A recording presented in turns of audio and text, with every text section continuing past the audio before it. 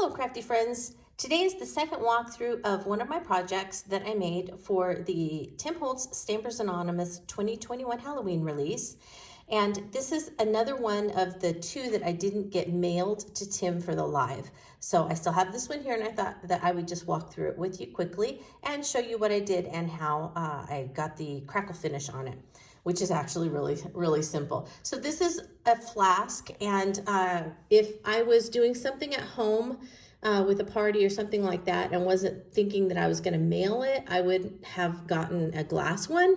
So they have glass flasks with the corks that go in them, but this is a plastic one, and I just ordered it off Amazon, and then I'll tell you what I put on it later on to make it look old. But so this is a small one, and then I had some larger ones that I used for the Sizzix release.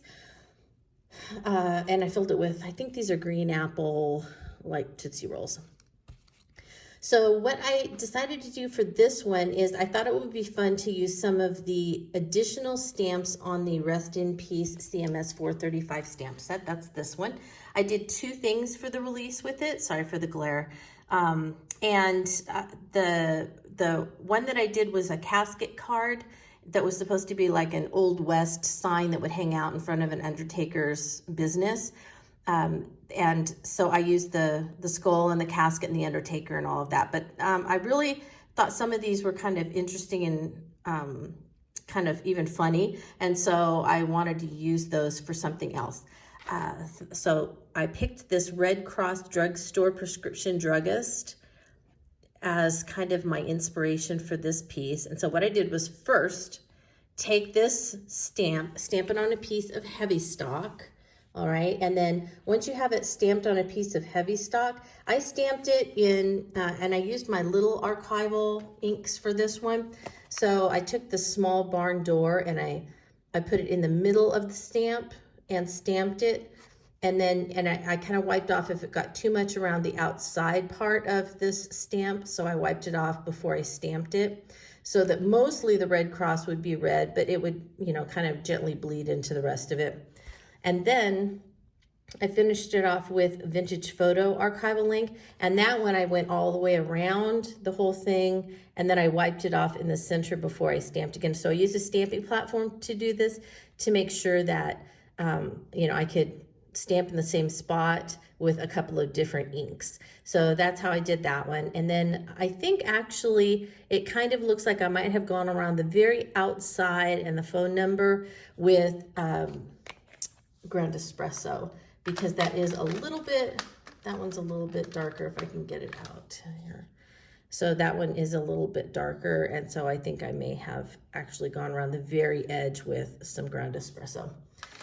All right, then I wanted it to look like a label that would go on, you know, a prescription or something like that. So I first had to mask this off. So I stamped this on a piece of masking paper that I have from Judykins. She has it in lots of different sizes, and I have a 6-inch roll of it. And so I stamped this on the 6-inch roll of masking tape or paper or whatever it is. And then I fussy cut around it, especially just right here, so that, and then down under the dial, so that when I did additional stamping, I wouldn't cover any of that.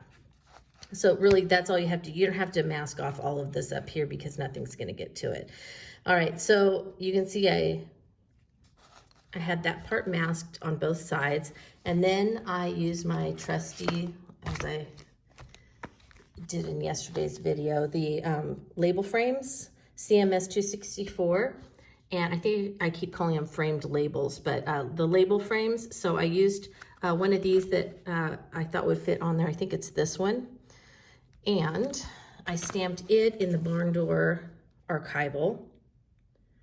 And then I needed to have the name of the prescription on there. So I went to my Bold Frights stamp, And there are quite a few here that are fun. Boo, I'm here for the candy and trick or treat, things like that. But it's just a bunch of hocus pocus, and I put a spell on you or two that I won't be using. And so I didn't mind cutting them up. And I know most people don't have trouble cutting their stamps apart, but if I'm going to use them as like a whole piece, it bothers me to cut them up. But since I wasn't going to be using these, I thought that was fine. So I cut them apart, and so that I just had the word Pocus, because I decided that that's what these green Tootsie Rolls were going to be, they were going to be Pocus. And so I stamped just the word Pocus on there for my prescription. And once that was done, I went ahead and just cut out the whole piece so it would look like a label, and I attached it with collage medium. Now, I'm going to stop there because then I went to the side, and so I wanted to describe what Pocus was. And so I used the stamp that has the kind of description, I guess, on it. And let me pull that. So it's on the stamp, same stamp set, and it says, serving to strengthen the bones, nerves, muscles, impairing vitality to the blood, and stimulating the latent energies. It is the most reliable brain food known. And so I just kind of thought that was funny. That's the one on here that I thought was funny. And I liked it, and I wanted to use it on something, and I was trying to figure out what to use, and I thought, oh, I could use it on a treat bottle. So there you go. The green apple Tootsie Rolls are the most reliable brain food known. So I stuck this on with Distress Collage Medium also. And of course, these, you know, before I even stamped anything, I went over them with, you know, I think I sprayed them with antique linen and old paper distress spray stain, and to get that color. All right. So while those were drying on here, I wanted to make sure that they dried. I went ahead and I cut out a little tag. And that was from, again, the same set that I talked about in yesterday's, the gift tags, and that was number 662423. And I actually cut out this gift tag to use on here. And there was a stamp that fit perfectly on it, and that was the RX number. Now, this is all one stamp. So again, I used a stamping platform, and I inked and wiped off any extra ink that got on it. So it looks like this. So I inked up just the number and then wiped off any ink that got on the other parts of it before I stamped it. So I stamped the number in red, and then I stamped the part that says RX waiting call at price in black soot and wiped it off if it got anywhere else. And then I stamped the signature and the date in ground espresso, so that there were 3 different colors on there, and tied it on with a string around the top. And then at that point, these were pretty much stuck to the bottle. So then I covered the entire bottle with Distress Collage Medium crazing. So I did a nice layer all over the entire bottle with the crazing.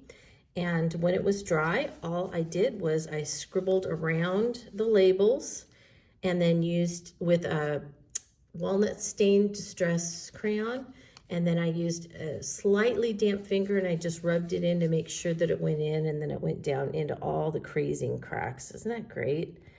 I love the crazing. So it just kind of makes it look old and like, you know, these have been around. And then, you know, if it doesn't all get wiped in, it just looks like, you know, it's been in the back storage room, and that's fine. And then I did the same thing around this one. You can see a little bit of the crazing. You can see a little bit of the crazing on the bottle. And I don't know if that's because if it doesn't craze as well on the bottle because it is a slick surface. And so in order to craze, it really needs more of a, you know, not so slick like this. But there are little areas where you can, I'm trying to get it in the light, where you can kind of see some crazing going on. Anyway, that's that. So that actually ended up being much faster than I thought it was going to be. It was a fairly quick little make, and you could make another one, and then, you know, maybe it would be Hocus instead of the Pocus for the most reliable brain food around. And that's it. That's my very quick little Halloween treat for somebody special. So I hope that you found something in there that you could use, even if it's just how to use Crackle, or be inspired to try the Crackle medium on something. I hope that there was something that inspired you in this piece today. Thank you for stopping by and watching this quick video.